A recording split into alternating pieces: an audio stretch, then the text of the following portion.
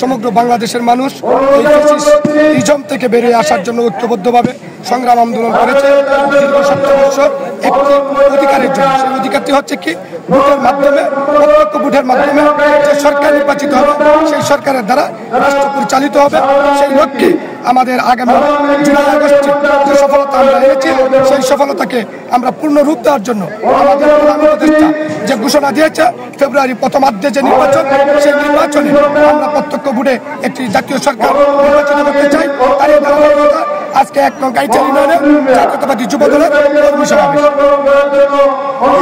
নিশ্চয়ই বিগত 70 বছর যাবৎ এদেশের মানুষ ভোট দিতে পারে নাই, তাই সেই ভোটের অতি আগ্রহী সহিত এই মানুষ অপেক্ষা করছে এবং সাধারণ জনগণকে উজ্জীবিত করার জন্যই আমাদের প্রত্যেকটি ইউনিয়নে ধারাবাহিকতাভাবে আমাদের এই কর্মী সমাবেশ চলবে।